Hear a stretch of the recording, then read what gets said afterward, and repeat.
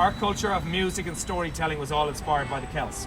Ireland is the only country in the world that has a musical instrument as a national symbol, which is the harp.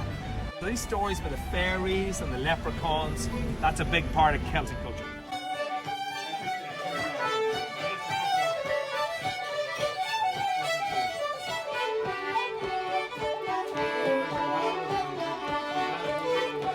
The guys who took over from the Celts settled in Dublin around 820 AD. And they are the big, strong Scandinavians called Vikings. Very good. The Vikings came to Ireland, came from Norway and Denmark. They immersed themselves in Celtic culture, but they built Dublin and they built cities.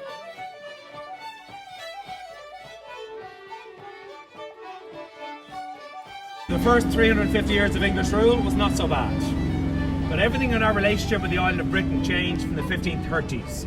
And that was all because really of a very famous king in England that ladies he did not want to become his wife. He had a lot of wives. Henry VIII. Henry VIII.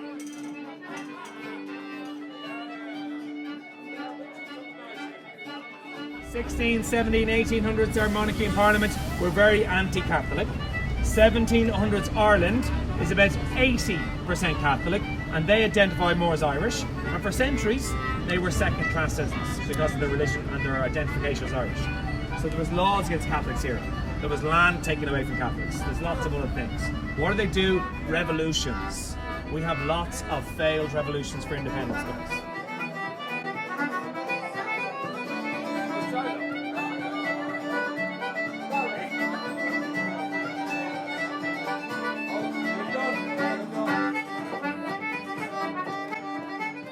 And Ireland became directly ruled from Westminster 1801, when we became part of the UK. And that's until our independence in 1922. 1829, which is much later, Daniel O'Connell was the first Catholic re-elected into British Parliament. But the vast majority of what he achieved in life was through peaceful demonstration.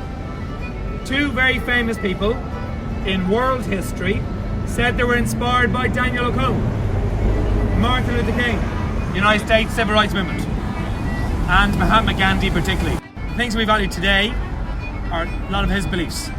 Very much into better rights for women, very much into better rights for all religions, very anti-slavery. And a very famous person in American history says he was inspired by Daniel O'Connell, Frederick Douglass. Frederick Douglass came to Ireland for 6 months in the very early 1840s to learn from Daniel O'Connell. And he became later known as a Black O'Connell.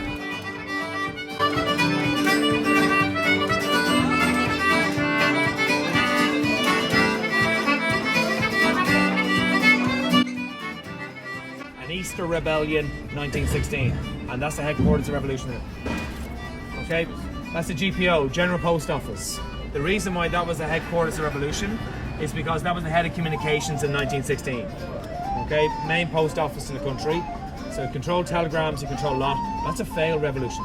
It only lasted for 6 days, but the response to that failed revolution was another revolution, and it was successful, and that was from 1919 to 1921.